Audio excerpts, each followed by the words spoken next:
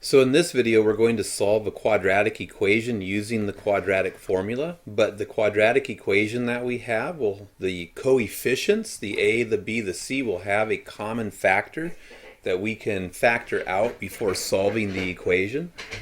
So here's my quadratic equation. I want to notice it's already equal to 0, so it's already set up for use with the quadratic formula. When I look at the coefficients for 6x squared minus 15x plus 12 equal 0, I want to notice that each coefficient shares a factor of 3, which means we can factor a 3 out. Pulling the 3 out, we would be left with 2x squared minus 5x plus 4 equal to 0. And then we could think about this a couple different ways. We could say, hey, let's divide both sides by 3. And 3 divided by 3 is 1. And 1 times the stuff is just the stuff. 2x squared minus 5x plus 4 equals 0 divided by 3 is 0. So that would be one way to think about it when I write it in this form. The other way we could think about this would be an application of the zero product property. So remember, the zero product property says, hey, if you have a times b, where a and b are algebraic expressions and they're equal to 0, then either a is 0 or b is 0. And this is actually this situation. Here 3 is playing the role of a.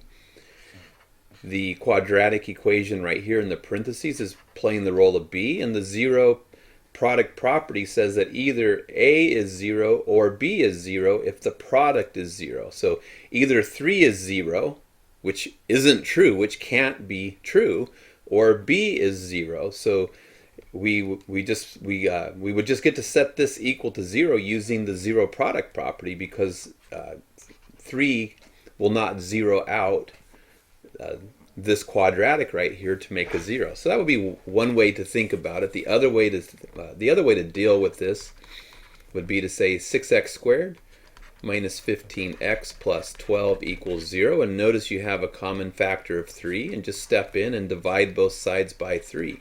So if we divide everything on the left by 3, we have to divide everything on the right by 3. So we get 0 divided by 3 is 0.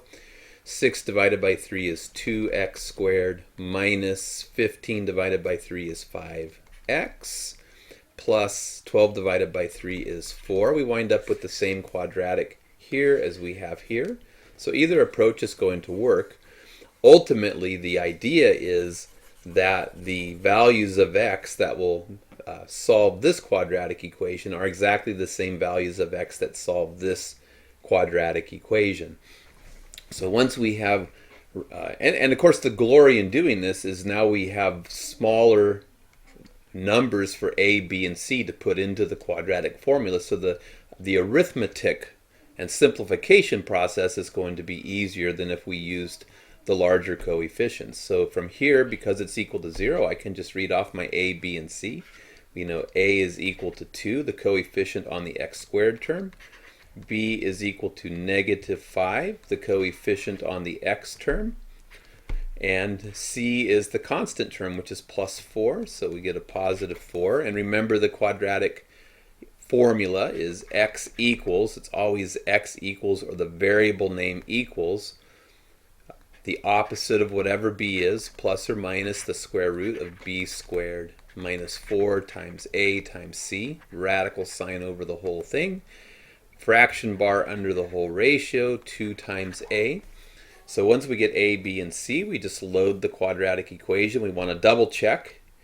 Yep, we're using the variable x, so we'll keep the variable x here. If this variable were t or h or some other letter, we would do t equals or h equals or some other letter equals.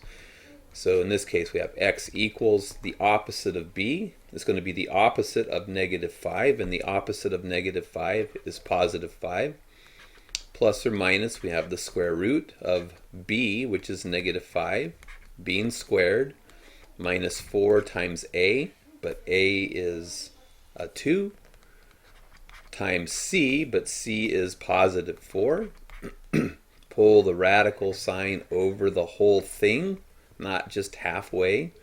Fraction bar under the whole thing. 2 times a, but a is equal to 2. And now that the formula is loaded, we just start the simplification process. We get 5 plus or minus the square root. Negative 5 squared is positive 25, minus 4 times 2 is 8, and 8 times 4 is 32. Pull the radical bar over the whole thing, fraction bar under the whole thing. 2 times 2 is 4. Simplify the numbers underneath the radical sign. So 25 minus 32 is a negative 7 all over the 4.